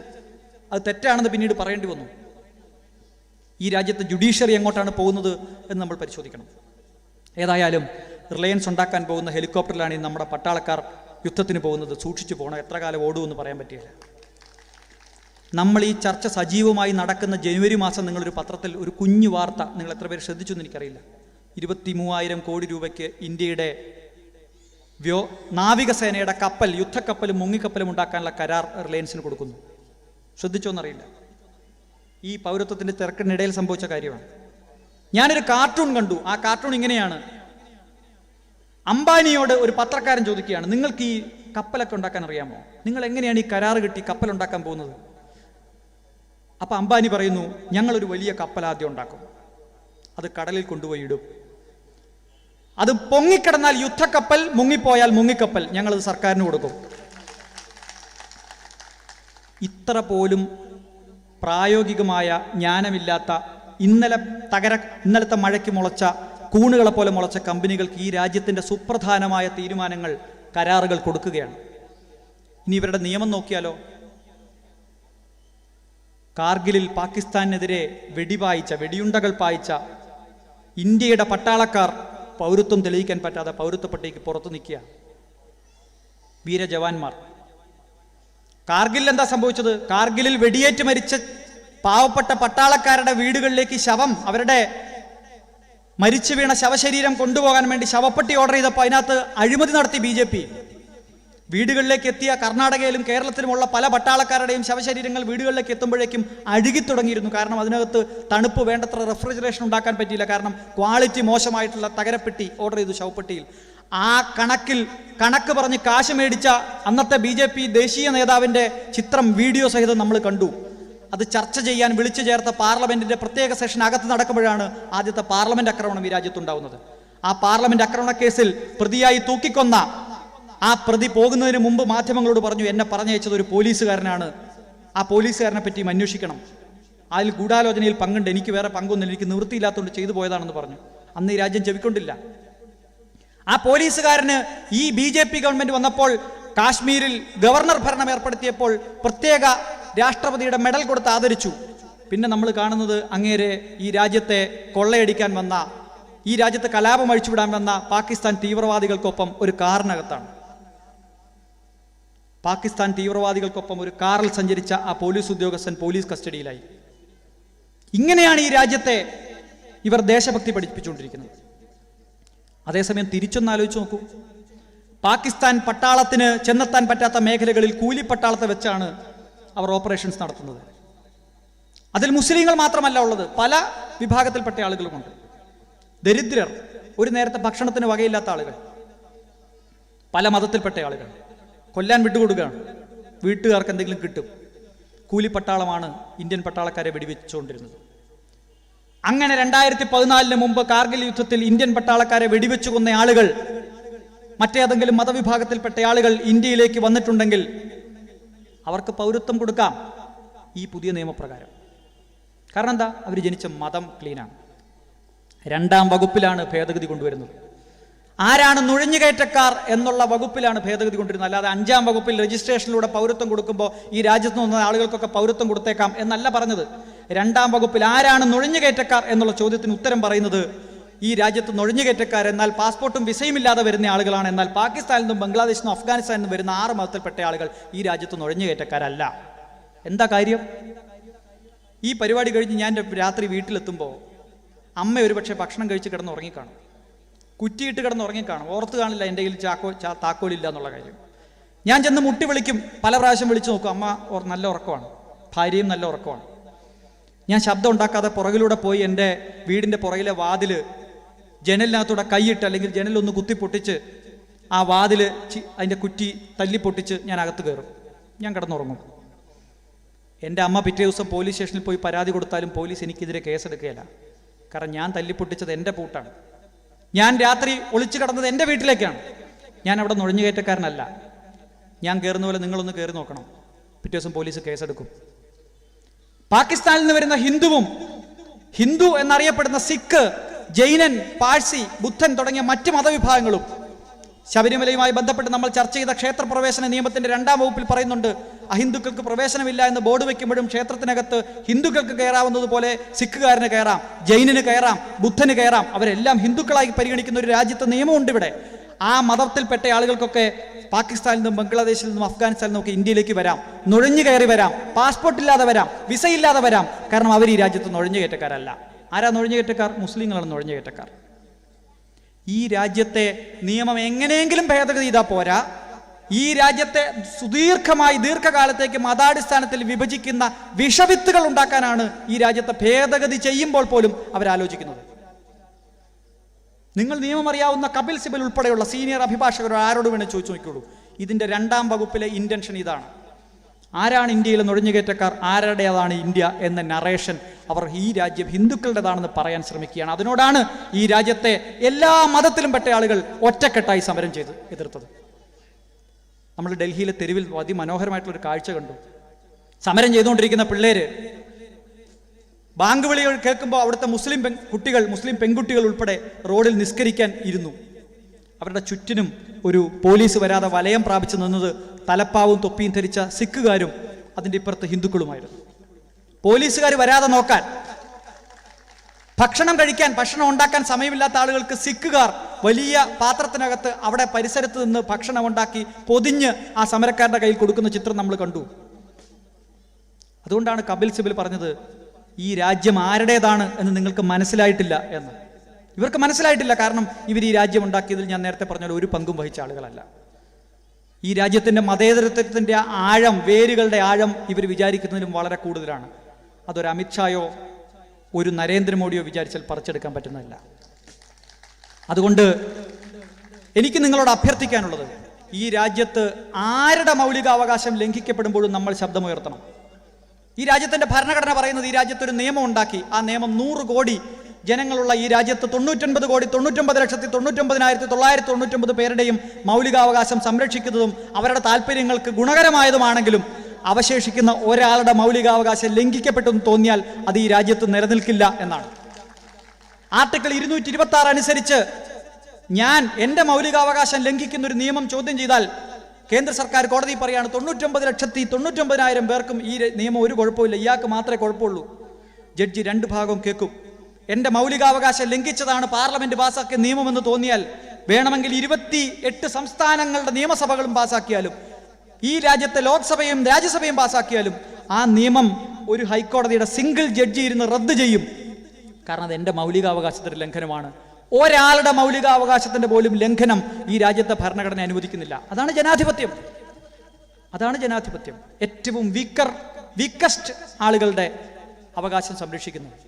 അവിടെ കാശ്മീരിൽ വലിയ ധ്വംസനം നടന്നു. കാശ്മീരിൽ അധികാരത്തിൽ വന്ന സർക്കാരിനെ പിരിച്ചുവിട്ടു, അവരെ തടങ്കൽ പാളയത്തിലാക്കി. അവർ ഇന്ന് അറസ്റ്റിലാണ്, അവിടുത്തെ മുഖ്യമന്ത്രിയും മുൻ മന്ത്രിമാരും ഒക്കെ. നമ്മളാരും പ്രതികരിച്ചില്ല. നമ്മുടെ നാട്ടിലെ ഒരു പാവം കണ്ണൻ ഗോപിനാഥൻ മാത്രം തൻ്റെ IAS പദവി വലിച്ചെറിഞ്ഞ് പ്രതികരിച്ചു. എൻ്റെ ക്ലാസ്മേറ്റാണ്, 8ാം ക്ലാസ്സിൽ ഞങ്ങൾ ഒരുമിച്ച് പഠിച്ചതാണ് കണ്ണൻ. ഞാനും കണ്ണനും ഒരു സ്കൂളിൽ. അന്ന് മുതൽ എനിക്ക് കണ്ണനെ അറിയാം. പലരും പറഞ്ഞു കണ്ണന് IASൽ നിന്ന് പല തിരിച്ചടിയും വന്നുകൊണ്ടാണ് പിരിച്ചുവിട്ടത്. അല്ല, ഈ വർഷം ജനുവരി 26-ന് ഏറ്റവും നല്ല ജില്ലാ കളക്ടർക്കുള്ള പ്രധാനമന്ത്രിയുടെ അവാർഡിന് തൻ്റെ പേര് എഴുതി അയച്ചില്ല എന്നതാണ് കണ്ണൻ ഗോപിനാഥിനെതിരായി കൊടുത്ത 1ാമത്തെ ചാർജ് ഷീറ്റിലെ കുറ്റം. നിങ്ങൾക്കറിയാവോ? ഈ സമരപരിപാടികൾക്ക് പോകുമ്പോൾ ആളുകൾ പറയും ഇത് സംഘടിപ്പിക്കാൻ വലിയ ബുദ്ധിമുട്ടാണ്, പൈസയാവും എന്നൊക്കെ പറയും. ഞാൻ ചോദിക്കും, കണ്ണന് നഷ്ടപ്പെട്ടത് ഒരു ജോലിയും തൻ്റെ ജീവിതവുമാണ്. നമുക്ക് എന്ത് നഷ്ടപ്പെട്ടു? കണ്ണൻ പൗരത്വ പട്ടികയ്ക്ക് പുറത്തു പോകുന്ന ആളല്ല.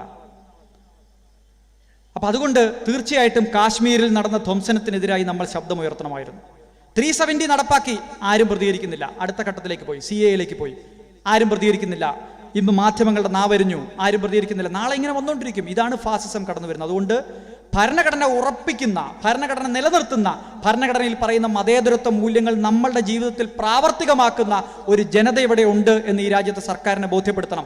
അത് ബോധ്യപ്പെടുത്താൻ തീർച്ചയായിട്ടും ഇത്തരം റാലികളും ഇത്തരം സമര സന്ധ്യകളും നമ്മുടെ നാട്ടിൽ വളരെ അത്യാവശ്യമാണ്.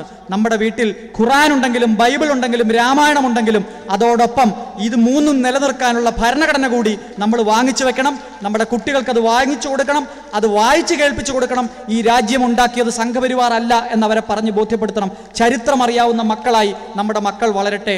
ഇങ്ങനൊരു പരിപാടി സംഘടിപ്പിച്ചതിന് ഇതിൻ്റെ ഭാരവാഹികളോട് എല്ലാവരുടെയും പേരിൽ വ്യക്തിപരമായും ഞാൻ നന്ദി രേഖപ്പെടുത്തുന്നു. അതെൻ്റെ പണിയല്ലെങ്കിൽ പോലും അത് പറഞ്ഞുകൊണ്ട് ഇത്തരം ഭരണഘടനാ സംരക്ഷണ സദസ്സുകൾ രാജ്യത്തെമ്പാടും ഉണ്ടാകട്ടെ എന്ന് പറഞ്ഞുകൊണ്ട് ഈ നിയമം നടപ്പാക്കാൻ കേരളം അനുവദിക്കില്ല, അത് ആര് പറഞ്ഞാലും അനുവദിക്കില്ല എന്ന് ഉറപ്പിച്ച് പറഞ്ഞുകൊണ്ട് ഈ പരിപാടി ഔദ്യോഗികമായി ഉദ്ഘാടനം ചെയ്തതായി പ്രഖ്യാപിക്കുന്നു.